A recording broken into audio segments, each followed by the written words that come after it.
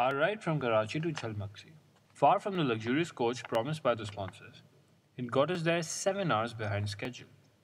Along the way, there were pit stops in Hala and Larkana. There were a few anxious moments near the border of Sindh and Balochistan where we experienced complete darkness and the danger of bandits. Blistering cold greeted us in Jhal, where after a 16-hour journey our backs had broken. A bonfire gave us some respite as our guide looked for our tents. The area was dotted with 4x4s, and the silence of the desert air was only broken by the loud snoring of the big party that had assembled for the rally.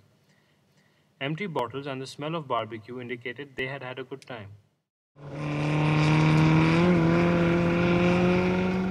Revving engines awoke us from our slumber as early as 5 a.m. The rising sun offered some great views, and Balochistan had a greatly varied terrain, unlike what we had imagined. Our itinerary for the day: a trip to Mula, where according to the locals there was a magical waterfall. While we did not get to see this magic, along the way there were plenty of photographic moments. Mula itself was made up of white pebbles and cobbles, a blue stream, yellow and green shrubs, and brown mountains. For us, it was another "I can't believe this is Pakistan" moment.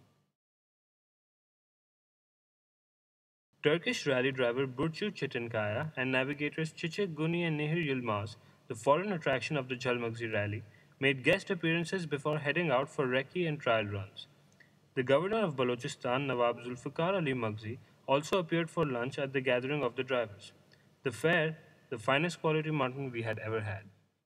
People need to see that there are other things happening in Pakistan apart from terrorism and suicide bombers and misery and corruption. And this is how we in Pakistan enjoy ourselves, and the world should see what we do.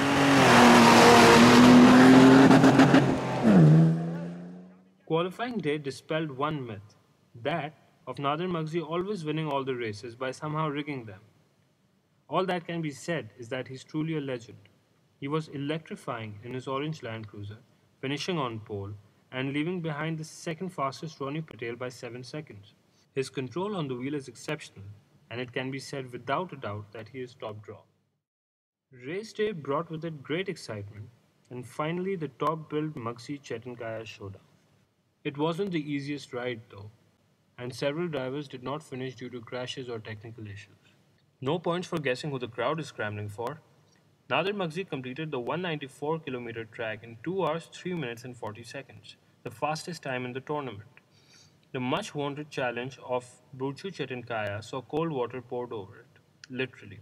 She was unable to finish the race after experiencing malfunction while crossing the riverine in Mula. Magsi, however, was lucky as runner-up Qasim Saidi completed the last part of his race with a shredded tire, almost on a rim.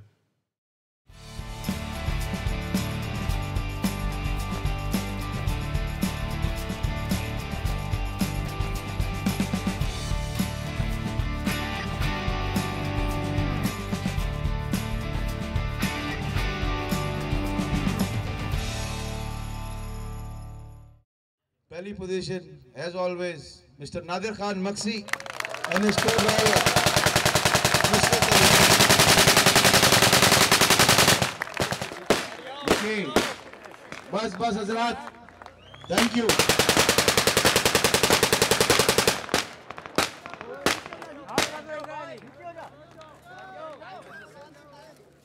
Nadir Khan साहब का time था 2 घंटे 3 minute और 40 second.